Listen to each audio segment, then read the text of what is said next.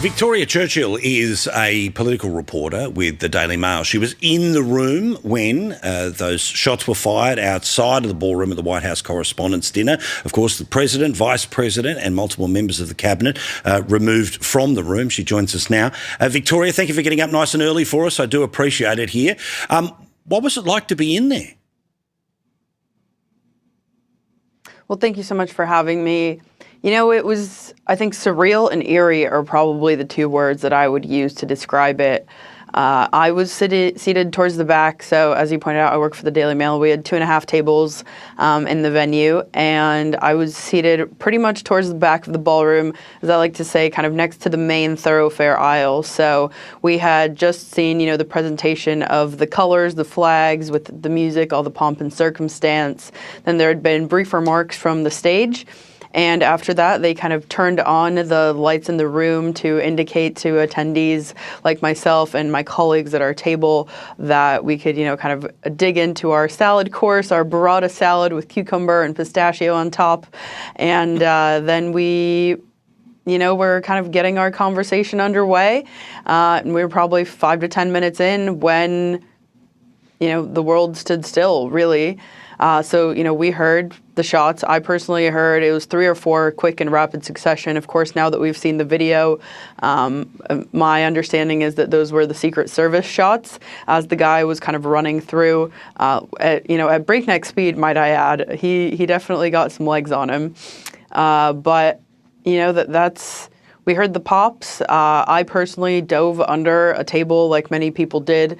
And probably 45 seconds to a minute later, we popped back out and we were seeing top administration officials be escorted down that thoroughfare, which was, I think we were 1 table down from that straight shot. I personally saw Secretary of Defense Pete Hegseth as well as Steve Scalise, who is a senior Republican on Capitol Hill.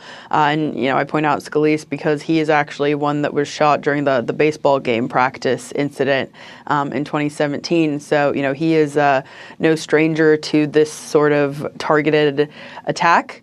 And so, he's one that we look at, of course, Erica Kirk. Everybody saw the videos of her, that poor woman, leaving, saying, "I just want to go home." I don't blame her. No, of course, right? I mean, not even 12 months, of course, since her husband was murdered, and she's spoken very publicly about the concerns that she has about the threats that are coming her way. So you can imagine what was happening. I also keep thinking about Melania Trump as well, because we remember that, while either Donald Trump in real life or in projection, lots of swagger and sort of, okay, cool, fight, move on. She has spoken very directly about the fear that she has for her husband's life. Well, she saw in real time that, and being in the room at the time.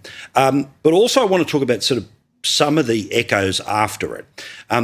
Obviously, the president was planning to deliver one heck of a speech, which was going to rip and tear much of the establishment media. I have no doubt people like myself and your good self from the Daily Mail would have enjoyed watching some of that taking place. But obviously, after it happened, the person who was representing CBS, the head of the White House Correspondents Association, the ones who put it on, there was obvious warmth there after this shared experience that they'd gone through. Well, less than 24 hours later, same organisation, CBS, president sits down and the reporter decides to read from the manifesto of the psycho here, which, again, shouldn't be given such credibility. Can you believe that was done directly to the bloke who 24 hours ago was being the target of a gunman? Yeah, I mean, he was a target, but again, from that manifesto, we were all targets. We were all targets, yeah. Not intentionally, but that madman was willing to go through all of us. I believe the count is now, about 2,000 of us that were in that ballroom. And of course, you point out the shared experience. I think this is what makes this incident different because, from reading that manifesto, you see that this man was targeting top administration officials. And I think something that needs to be pointed out from viewers that were not in the room is that, of course, you had the people up at the dais, the vice president, president, of course, first lady, White House press secretary Caroline Leavitt. You had those top level officials actually on the stage. But other cabinet officials were interspersed with the media.